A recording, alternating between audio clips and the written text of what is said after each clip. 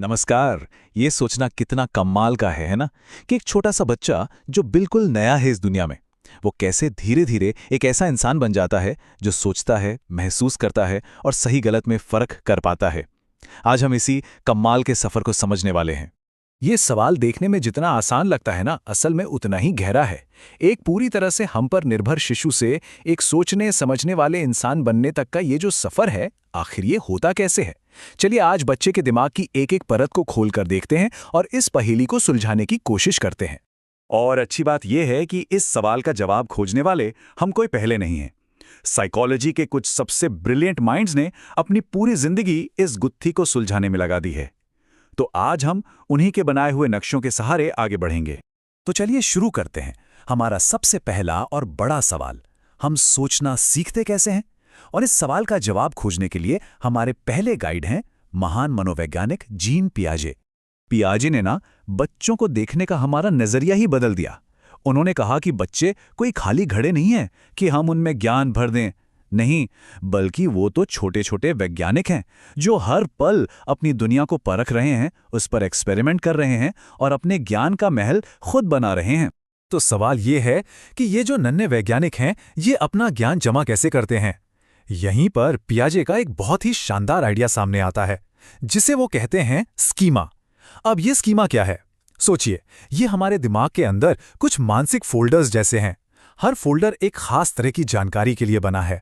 तो जब भी हम कुछ नया देखते हैं या सीखते हैं ना, हमारा दिमाग फौरन उसे किसी न किसी पुराने फोल्डर में डालने की कोशिश करता है। और इसी कोशिश को पियाजे ने नाम दिया है आत्मसातकरण। जैसे मान लीजिए कि एक बच्चे ने अब तक सिर्फ कुत्ते ही देखे हैं, तो उसके दिमाग में 4 पैरों वाले जानवर का फोल्डर है कुत्ता। अब जब वो पहली बार एक बिल्ली को देखेगा तो वो उसे अपने उसी पुराने कुत्ता फोल्डर में फिट करने की कोशिश करेगा। शायद उसे छोटा कुत्ता भी कह दे। लेकिन तभी कोई उसे बताता है, नहीं बेटा, ये तो बिल्ली है। अब बच्चे का दिमाग एक कमाल का काम करता है, जिसे कहते हैं समायोजन।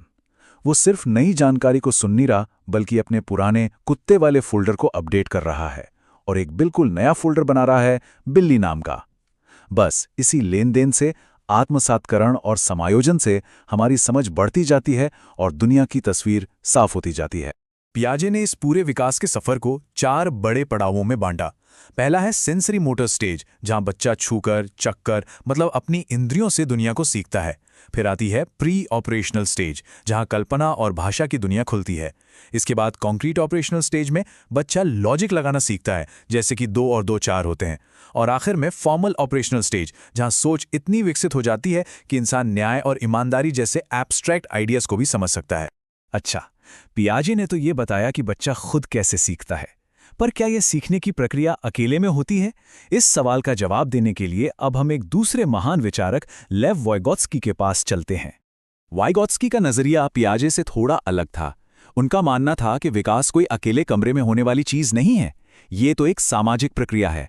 हम सब सोशल अप्रेंटिस हैं, जो अपने समाज से, अपनी संस्कृति से और अपने से ज्यादा जानने वाले लोगों से सीखते हैं, जैसे हमारे माता पिता, हमारे टीचर्स या हमारे दोस्त।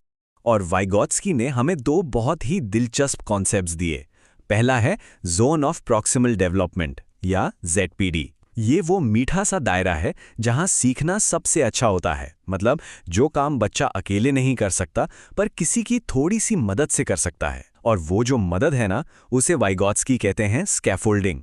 बिल्कुल वैसे ही जैसे साइकिल सीखते वक्त कोई पीछे से सहारा देता है और फिर धीरे धीरे हाथ हटा लेता है।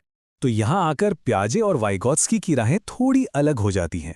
देखिए, पियाजे के लिए बच्चा क्या है? एक लोन साइंटिस्ट जो अकेले ही सब कुछ खोज रहा है। उनके हिसाब से पहले दिमाग का विकास होता है और फिर सीखना शुरू होता है। लेकिन वाइगोत्स्की कहते हैं, नहीं, बिल्कुल नहीं।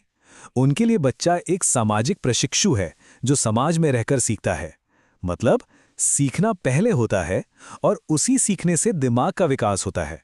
देख रहे हैं, पूरी बात ही उलट गई। तो हमने ये समझ लिया कि हम सोचते कैसे हैं और समाज की मदद से सीखते कैसे हैं। लेकिन एक आखिरी बड़ा सवाल अभी बाकी है। सही और गलत में फर्क करना हम कैसे सीखते हैं? हमारी अंदर की आवाज, हमारी अंतरात्मा कैसे बनती है? इसके लिए हम लॉरेंस कोहलबर्ग के काम को देखें।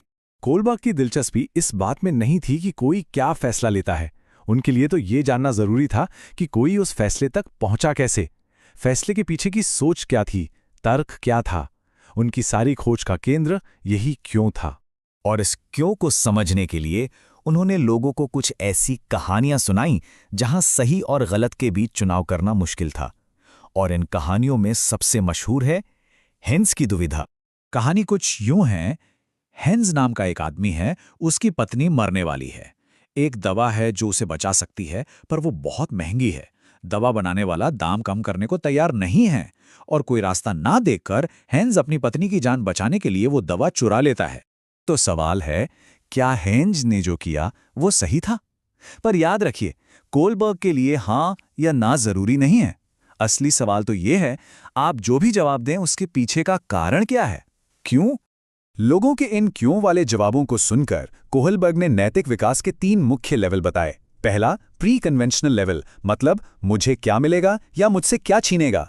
दूसरा, कन्वेंशनल लेवल, यानी समाज के नियम क्या कहते हैं।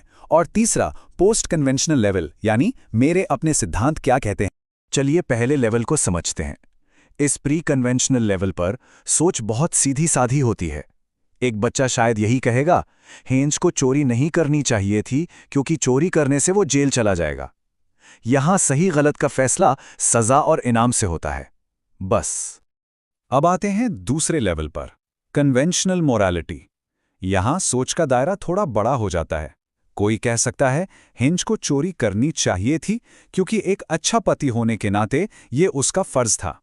या कोई ये भी तर्क दे सकता है कि उसे चोरी नहीं करनी चाहिए थी क्योंकि चोरी करना कानून के खिलाफ है और समाज चलाने के लिए नियम जरूरी हैं। और आखिर में आता है सबसे ऊंचा स्तर, पोस्ट कन्वेंशनल मोरालिटी। इस लेवल पर आकर इंसान समाज के बनाए नियमों से भी ऊपर उठकर सोचता है। वो कह सकता है कि हेंस ने सही किया क्योंकि किसी की जान बचाने का अधिकार किसी की संपत्ति के अधिकार से कहीं ज्यादा बड़ा और जरूरी है। यहां फैसला इंसान की अपनी अंतरात्मा की आवाज से होता है। तो हमने 3 अलग अलग नजरियों से दिमाग के विकास को देखा, पियाजे, वाइगोत्स्की और कोहलबर्ग। अब सवाल यह है कि इन सभी टुकड़ों को एक साथ कैसे जोड़ा जाए। तो इन सब टुकड़ों को जोड़ने पर जो पूरी तस्वीर बनती है वो कमाल की है। ये तीनों सिद्धांत एक दूसरे से लड़ नहीं रहे हैं, बल्कि एक दूसरे को पूरा कर रहे हैं। सोचिए, पियाजे हमें दिमाग का बुनियादी स्ट्रक्चर देते हैं, वाइगोत्स्की बताते हैं कि समाज उस स्ट्रक्चर को बनाने के लिए टूल्स और गाइडेंस कैसे देता है, और कोहलबर्ग दिखाते हैं कि हम उस तैयार स्ट्रक्चर का इस्तेमाल अपना खुद का मॉरल कंपास बनाने के लिए कैसे करते हैं। और ये सारी बातचीत हमें आखिर में एक बहुत ही जरूरी सवाल पर लाकर छोड़ देती है। अगर ये बात सच है कि बच्चे अपने दिमाग का निर्माण